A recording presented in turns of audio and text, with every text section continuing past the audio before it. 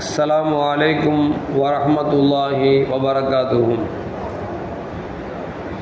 अल्हम्दुलिल्लाह वस्सलातु वस्सलामु अला अशरफिल मुरसलीन व अला आलिहि व अस्हाबिहि व अत्बाइहि अजमाइन। கண்ணியத்திற்கும் பெருமதிப்பிற்கும் உரிய பெரியோர்களே, சகோதரர்களே, எல்லாம் வல்ல அல்லாஹு ஜல்ல ஜலாலுஹு நாம் செய்யக்கூடிய எல்லா நல்வணக்கங்களையும் முகஸ்துதியின்றி இஹ்லாஸான முறையில் அவனுக்காக செய்யப்பட்ட நல்வணக்கங்களில் நம் வணக்கங்களையும் அல்லாஹ் ஆக்கிக் கொள்வானாக. நாம் செய்யக்கூடிய வியாபாரங்களிலும் தொழில்துறைகளிலும் நஷ்டமில்லாத ஹலாலான முறையில் நிரம்ப லாபத்தை பெற்று அந்த லாபகரமான வாழ்க்கை கொண்டு தம் தேவைகளையும் தேவை உடையவர்களின் தேவைகளையும் நிறைவேற்றக்கூடிய நல்ல பொருளாதாரத்தையும் உள்ள விசாலத்தையும் அல்லாஹ் நம் அனைவர்களுக்கும் வழங்கி அருள்வானாக. கஞ்சத்தனம் என்கிற தீய பண்பை விட்டு அல்லாஹ் நம்மை பாதுகாத்துக் கொள்வானாக. நம்மை இந்த உலகத்தில் வாழ வைக்கும் காலமெல்லாம் நோய் நொடியின்றி உடல் ஆரோக்கியத்தோடு அல்லாஹ் நம்மை வாழ செய்வானாக. அந்த ஆரோக்கியமான வாழ்க்கை கொண்டு அல்லாஹ் ரசூலை நெருங்கக்கூடிய அனைத்து நல்ல முறைகளையும் புரியக்கூடிய நல்ல முத்தகீன்களின் கூட்டத்தில் நம்மை ஆக்கி அருள்வானாக. திடீர் மரணங்களை விட்டும் தீய மரணங்களை விட்டும் நம்மையும் நம் குடும்பத்தையும் நம் சமூகத்தையும் அல்லாஹ் முழுமையான முறையில் பாதுகாத்துக் கொள்வானாக. மருத்துவமனையின் சோதனைகளை விட்டும் செலவினங்களை விட்டும் அல்லாஹ் நம்மை பாதுகாத்துக் கொள்வானாக. நம்மில் யாரெல்லாம் நோயால் பாதிக்கப்பட்டு வீடே கதி என்றும் ஆஸ்பத்திரியே கதி என்றும் அல்லல் பட்டும் அவதியுற்றும் இருக்கிறார்களோ அந்த மக்களுக்கெல்லாம் நோயை போக்கி உடல் ஆரோக்கியத்தை வழங்குவதோடு அவர்களை கொண்டு அவர்கள் குடும்பத்திற்கும் சமூகத்திற்கும் நல்ல பலன்களை அல்லாஹ் வழங்கி அல்வானாக. நாம் இந்த உலகத்தில் வாழ்ந்து மறைகிற நேரத்தில் லா இலாஹ இல்லல்லாஹ் முஹம்மதுர் ரசூலுல்லாஹ் என்கிற கலிமாவை மொழிந்து சுவனத்தை கண்ணால் கண்டு அகமகிழ்ந்து சிரித்தவனமா மரணிக்கக்கூடிய நல்வாக்கியம் பெற்ற மக்களில் அல்லாஹ் நம்மை ஆக்கிக் கொள்வானாக. மரணித்தும் மரணிக்காத இறைநேசர்களின் கூட்டத்தில் நம்மை ஆக்கி அருள்வானாக. நாளை மறுமையிலே முத்து முஹம்மதுன் ரசூலுல்லாஹி ஸல்லல்லாஹு அலைஹி வஸல்லம் அவர்களின் திரு கரங்களால் ஹவுதுல் கௌசர் என்கிற தடாகத்தின் நீர் பருகி அன்னாரின் ஷஃபாஅத்தை பெற்று அன்னாரின் கரம் பிடித்து ஜன்னத்துல் ஃபிர்தௌஸ் என்ற உயர்ந்த சொர்க்கத்தில் அவர்களின் பணியாளர்களாக அல்லாஹ் நம்மை ஆக்கிக் கொள்வானாக. எல்லாவற்றுக்கும் மேலாக இறை அன்பை பெற்று இறைவனை பார்த்து பரவசமடையக்கூடிய அனுலிக்காவையும் ரிலாவையும் பெற்ற மக்களில் அல்லாஹ் நம்மை ஆக்கிக் கொள்வானாக. அருமையான மூமின்களே, கண்மணி முஹம்மதுன் ரசூலுல்லாஹி ஸல்லல்லாஹு அலைஹி வஸல்லம் அவரிடத்தில் ஒரு மனிதர் வந்தார். எதற்காக வந்தார் என்று சொன்னால், தன் தேவையை முறையிட்டு பெருமானார் ஸல்லல்லாஹு அலைஹி வஸல்லம் இடத்திலிருந்து செல்வத்தை வாங்கி செல்லலாம், உதவி வாங்கி செல்லலாம் என்று சொல்லி வந்தார். உதவி கேட்ட வந்த அந்த தோழரிடத்தில் பெருமானார் ஸல்லல்லாஹு அலைஹி வஸல்லம் கேட்டாங்க, உதவி கேட்குறீங்க பரவாயில்லை, உங்கள் வீட்டில் ஏதாவது இருக்குதா அப்படின்னு கேட்டாங்க. அவர் சொன்னார், சில துணிமணிகள் இருக்குது, சில துணிகளை நாங்கள் விரித்து அதில் அமர்ந்து கொள்வோம், சில துணிமணிகளை நாங்கள் உடுத்தி கொள்வோம், இப்படி கொஞ்சம் துணி மட்டும் இருக்கிறது என்று சொன்ன பொழுது ரசூலுல்லாஹ் கேட்டாங்க, வேறு ஏதாவது இருக்குதா அப்படின்னாங்க. அவர் சொன்னார், குடிப்பதற்காக ஒரு பாத்திரம் வச்சுருக்கிறோம், அதெல்லாம் தண்ணி ஊற்றி குடிப்போம் அப்படின்னாங்க. இப்போ ரசூலுல்லாஹி ஸல்லல்லாஹு அலைஹி சொன்னாங்க, அந்த ரெண்டையும் எடுத்துகிட்டு வந்து தரலாமா அப்படின்னாங்க. அவர் வேகமாக வீட்டுக்கு போனார். அது இருக்கிற கொஞ்சம் துணிமணியும் அந்த தண்ணீர் குடிக்கக்கூடிய பாத்திரத்தை எடுத்து வந்தார். ரசூலுல்லாஹி ஸல்லல்லாஹு அலைஹி வஸல்லம் கையில் வாங்கிக்கிட்டு இருக்கக்கூடிய சஹாபாக்கள்கிட்ட கேட்டாங்க, என் அருமை தோழர்களே, இந்த துணியையும் பழைய துணியையும் பயன்படுத்திய இந்த மக்கையும் யாராவது விலை கொடுத்து வாங்குவீர்களா என்று கேட்டார்கள். கண்மணி முஹம்மதுன் ரசூலுல்லாஹி ஸல்லல்லாஹு இப்படி கேட்ட உடனே இருந்த சஹாபி விளங்கிக்கிட்டாங்க, யாருக்கோ ரசூலுல்லாஹ் உதவிக்காகத்தான் அப்படி கேட்குறாங்க அப்படின்னு சொல்லிட்டு, யார் ரசூலுல்லாஹ் அந்த மக்கையும் பழைய துணியையும் ஒரு திரகத்துக்கு நான் வாங்கிக்கிறேன் அப்படின்னு சொல்லி சொல்கிறாங்க. ரசூலுல்லாஹி ஸல்லல்லாஹு அலைஹி வஸல்லம் ஒரு திரகத்துக்கு கேட்டார்கள், கொடுக்கல. மீண்டும் ரசூலை ஏலம் போட்டாங்க, இந்த மக்கையும் பழைய துணியையும் ஒரு திரகத்தை விட அதிகமாக யாராவது வாங்குவோர் உண்டா என்று கேட்டார்கள். இப்போ இன்னொரு தோழர் விளங்கிக்கிட்டாங்க. ரசூலுல்லாஹ் முதல்ல ஒரு சஹாபி கேட்ட உடனே அது சரியா போதுமானதாக இல்லை அப்படின்னு விளங்கிக்கிட்டு, நான் வேணா 2 திருகம் தர்றேன் அப்படிங்கிறாங்க. ஏன்னா பழைய துணியை போய் யாரா காசு கொடுத்து வாங்குவாங்களா? பழைய மக்கள் யாரா வாங்குவாங்களா? ரசூலுல்லாஹ் கேட்டுட்டாங்களே அப்படிங்கிறதுனால அதிகபட்சமாக 2 திருகத்துக்கு நான் வாங்கிக்கிறேன் அப்படின்னு ரசூலுல்லாஹ் சொன்ன உடனே ஸல்லல்லாஹு அலைஹி வஸல்லம் அவர்கள் அந்த பழைய துணியும் மக்கையும் அவரிடத்தில் கொடுத்து விட்டு 2 திருகத்தை வாங்கினார்கள். வாங்கிய பெருமானார் ஸல்லல்லாஹு அலைஹி வஸல்லம் யாரு காசு கேட்டு வந்தாரோ அவர்கிட்டயே இருக்கக்கூடிய துணியை எடுத்துட்டு வந்து ஜக்கையும் கொண்டு வந்து ரசூலுல்லாஹ் முன் நின்று விற்கிறார்கள். வித்த பணத்தை அவர்கிட்ட கொடுக்குறாங்க. சொன்னாங்க, ஒரு திருகத்தை உன் குடும்பத்துக்கு பயன்படுத்திக்க, செலவினத்திற்கு. இன்னொரு திருகத்தில் ஒரு கோடாளி ஒன்று வாங்கிட்டு வாங்க அப்படின்னாங்க. அதுபோல் சஹாபி 2 திருகத்தை வாங்கிட்டு ஒரு திருகத்தை கொண்டு தன் வீட்டில் சாப்பாடு செலவுக்காக, குடும்ப செலவினத்திற்காக வீட்டில் கொடுத்துட்டு இன்னொரு திருகத்தில் கொண்டு அவர் கோடாலியை வாங்கிட்டு வந்தார். ரசூலுல்லாஹி ஸல்லல்லாஹு அலைஹி வஸல்லம் அவர்கள் அந்த கோடாலியை கையில் வாங்கி தொட்டு அவரிடத்தில் கொடுத்து சொன்னார்கள், நீங்கள் மரம் வெட்டி பிழைச்சிக்குங்க, 15 நாள் கழிச்சு வந்து என்ன வந்து பாருங்க அப்படின்னு சொல்லி ரசூலுல்லாஹி ஸல்லல்லாஹு அலைஹி வஸல்லம் சொன்னாங்க. இந்த தோழர் பெருமானார் ஸல்லல்லாஹு அலைஹி வஸல்லம் கரம் பிடித்து இந்த கோடாலியை கை வச்சு நமக்கு கொடுத்துருக்கிறாங்க, நிச்சயமா இதில் பரக்கத்து கிடைக்கும் அப்படிங்கிற நம்பிக்கையோட போனாரு. மரத்தை வெட்டினாரு. வெட்டிட்டு அதை விற்று 10 திருகத்தை சில நாட்களிலேயே, ரசூலுல்லாஹ் 15 நாள் கழிச்சு வர சொன்னாங்க, அவர் சில நாட்களிலேயே 10 திருகத்தை கொண்டு வந்தார்.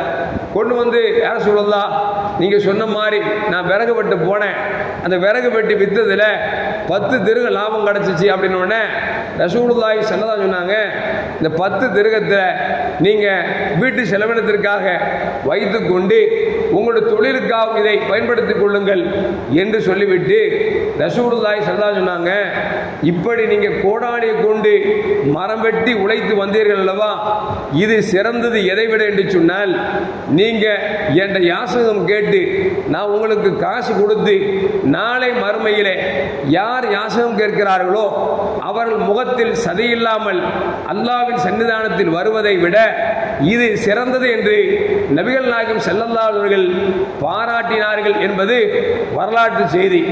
எதற்கு சொல்றேன் என்று சொன்னால், அருமையான மக்களே, யாசகம் என்பது கேட்கக்கூடாது என்பதை யாசகம் கேட்பவருக்கு மார்க்கம் சொல்லித் தரும். யாசகம் செல்வந்தனிடத்தில் கேட்கிற பொழுது செல்வந்தனுக்கு சொல்லும், உன்னிடத்தில் யாசகம் கேட்பவர் அவர் இருப்பவராக இருந்தாலும் சரி இல்லாதவராக இருந்தாலும் சரி, யாசகம் கேட்டுவிட்டால் இல்லை என்று சொல்லாதே என்று சொல்லி இருப்பவனுக்கு சொல்லும், இல்லாதவனிடத்தில் யாசகம் கேட்காதே என்று சொல்லும். யாசகம் கேட்பது என்பது இறைவன் யாருக்கு அனுமதித்திருக்கிறான் என்று சொன்னால், அதையும் நபிகள் நாயகம் ஸல்லல்லாஹு அலைஹி சொல்றாங்க, யாருக்கு சாப்பிடவே வழியே இல்லை, கஞ்சி கூட குடிக்க வழி இல்லை அப்படின்னு இருக்கிறவங்க நினைச்சுக்கலாம், யாசகம் எடுத்தா நாளைக்கு மறுமையில முகத்தில் சதையெல்லாம் வருவானே அந்த நிலை வரமாட்டாங்க. 2வது யார் அப்படின்னா, கடுமையான கடனாக இருக்கிறது, கடனை அடிப்பதற்கு வழியே இல்லை, கடன்காரன் ரொம்ப தொந்தரவு பண்றான், மீறி போனா தன்னை மாய்த்து கொள்ள வேண்டிய சூழ்நிலைக்கு தள்ளப்படுவோம் என்கிற சூழல் இருந்தால் மட்டும்தான் அவனும் யாசகம் எடுக்கலாம். அதே நேரத்தில் பெருமானார் சொல்றாங்க, 3வது யார் அப்படின்னா, அவர் உழைக்கவே முடியாத உடல் ஊனமாக இருக்கிறார், இவரு நினைச்சுனா யாசகம் எடுக்கலாமே தவிர சும்மா தேவையில்லாம அவர்கிட்ட 1000 ரூபாய் கேட்டா ஒரு 1000 கேட்டதுல 500 கிடைக்கும், அட 500 கிடைக்காட்டாலும் பரவாயில்லை, ஒரு 100 ரூபாவது கிடைக்கும் அப்படிங்கிற மாதிரி நினைச்சுக்கிட்டு யாசகம் கேட்பதே தன் வாழ்க்கையில் பொழப்பாக நடத்தி கொண்டிருந்தால் இவர் நாளை மறுமையில முகத்தில் சதை இல்லாமல் எலும்பு கூடாக வருவார் என்பதை நபிகள் நாயகம் ஸல்லல்லாஹு அலைஹி சொன்னார்கள் என்பதும் வரலாற்று செய்தி நமக்கு சொல்லி காட்டுகிறார். அருமையான மக்களே, இன்னும் சொல்ல போனால் நபிகள் நாயகம் ஸல்லல்லாஹு அலைஹி சொல்வாங்க, உலகத்தில் அனுப்பப்பட்ட எல்லா நபிமார்களும் அவரவர் வேலை செய்து உழைத்துத்தான் உண்டார்களே தவிர யாரிடத்திலும் எதிர்பார்க்கவில்லை என்பதை பெருமானார் ஸல்லல்லாஹு அலைஹி நமக்கு சொல்லித் தரார்.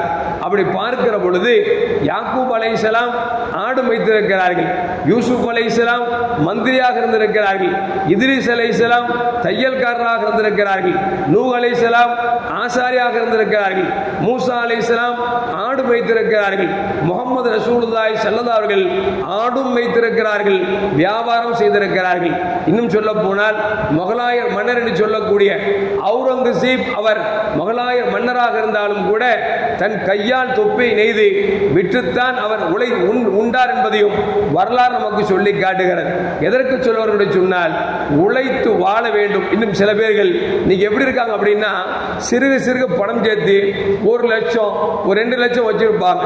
எவனாவது வருவான், பாவா நீங்க ஒரு 2 லட்சம் எனக்கு கொடுத்தீங்கன்னா மாசம் மாசம் 4000 ரூபாய் தரணும்னு நம்மால் அது சிறுக சிறுக சேர்த்த பணத்தை எல்லாம் அந்த கஷ்டப்பட்டதெல்லாம் மறந்துட்டு 2 லட்சம் ரூபாய் கொடுத்தா மாசம் மாசம் 4000 எவ்வளவு நல்லதா போச்சு அப்படின்னு சொல்லி 2 லட்சம் இவர் கொடுப்பார். இவர் கொடுத்தது மட்டுமல்ல, அண்ணன் போய் சொல்வார், எப்பா நான் வந்து பணம் தந்தேன்னா இவர் 5 லட்சம் கொடு, மாசம் மாசம் 5000 தர. ஏன்னா இவர் இங்க அவர்கிட்ட வாங்கி இவர்கிட்ட கொடுத்துருவார், 10,000 வாங்கிக்குவார், அவருக்கு 5000 இவருக்கு 5000, இப்ப அவர்கிட்ட 5 லட்சம். இப்படியே 10 பேர்கிட்ட காசு வாங்கி கொடுப்பாரா?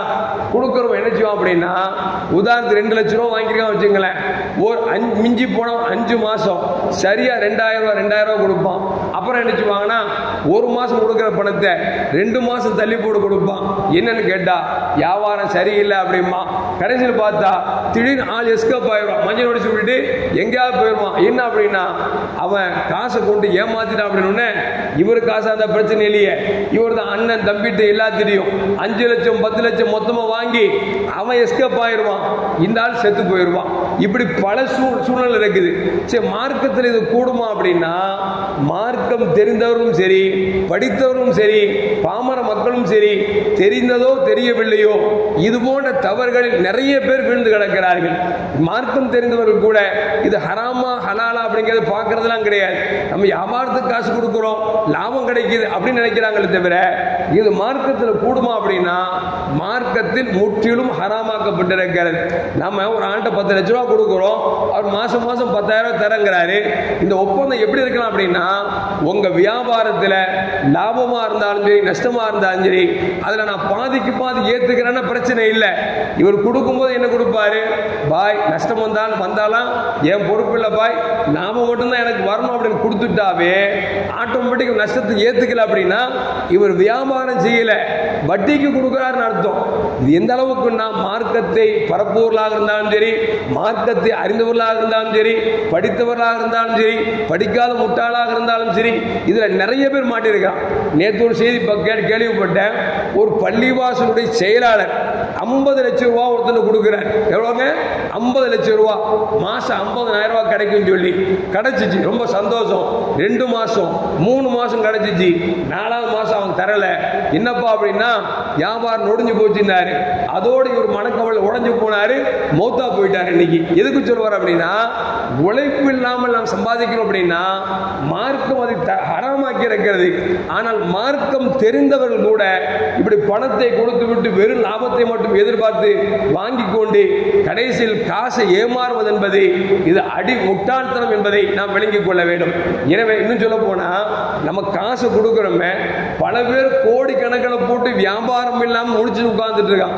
ஏன் நான் வியாபாரம் வித்தா கூட கடை வாடகை இருக்கு பாருங்க, நம்ம சம்பாதிச்சு கடைக்காரன் தான் கொடுக்க வேண்டியதா இருக்கு. நம்ம பேருக்கு கடைக்கு முதலாளி, ஆனா நமக்கு உழைச்சதுக்கு சம்பளம் கிடைக்கிறது கஷ்டமா இருக்கு. இந்த நிலையில் இருக்கிற பொழுது நாம ஒரு ஆள்கிட்ட 10 லட்சமோ ஒரு 20 லட்சமோ காசை கொடுத்துட்டு அவன் லாபத்தை தருவான் எதிர்பார்க்கிறது எந்த விதத்தில் அது நியாயமாக இருக்கும், அது எப்படி சரியாக இருக்கும் யோசிச்சு பார்க்கணும். அதனால முதலை போட்டவனே லாபத்தை எடுக்க முடியாதுன்னு சொல்கிற பொழுது வெறும் முதலை போட்டு உழைக்காமல் லாபம் மட்டும் கிடைக்கும் என்று நினைப்பது என்பது மார்க்கத்தில் தடை செய்யப்பட்ட செயல் என்பதை விளங்கிக் கொள்ள வேண்டும். எனவே ஏமாந்து விடக்கூடாது. யாம் ஈட்டிய பொருட்களில் ஒரு சின்ன வியாபாரத்தை செய்து சொல்லுவாங்க, எரிவலையா இருந்தாலும் தனிவலை வேணும்பாங்க. நாம ஒரு தனியா ஒரு கர்சீப் வியாபாரம் பண்ணா லாபம் கிடைக்கும், ஒரு ஜட்டி வியாபாரம் பண்ணா கூட லாபம் கிடைக்கும். அந்த லாபத்தை நாம வாங்கி சாப்பிட்டோம்னா அது உடம்புலையும் ஒட்டும், நோயும் வராது. நம்ம வெறும் காசை மட்டும் கொடுத்துட்டு லாபத்தை எதிர்பார்த்தோம் அப்படின்னா நம்முடைய கனவுகள் எல்லாம் பொய்யாக என்பதில் எந்த மாற்று கருத்தும் அல்ல. நாமும் ஏமாறக்கூடாது, நம்மையும் யாரையும் ஏமாற்றக்கூடாது என்கிற ரீதியில் வாழ வேண்டும். எல்லாம் வல்ல அல்லாஹ் ஜல்ல ஜலாலுஹு உழைத்து வாழக்கூடிய நாளை மறுமையில பெருமானார் ஸல்லல்லாஹு அலைஹி வஸல்லம் அவர்களோடு சுவனத்தில் செல்லக்கூடிய நல்ல வியாபாரிகளாக அல்லாஹ் நம்மை ஆக்கி அருள்வானாக. அஸ்ஸலாமு அலைக்கும் வரஹ்மத்துல்லாஹி வபரகாத்துஹு. ஸல்லல்லாஹு அலா முஹம்மத் அலைஹி வஸல்லம். ஸல்லல்லாஹு அலா முஹம்மத் ஸல்லல்லாஹு அலைஹி வஸல்லம். ஸல்லல்லாஹு அலா முஹம்மத் யா ரப்பி ஸல்லி அலைஹி வஸல்லிம்.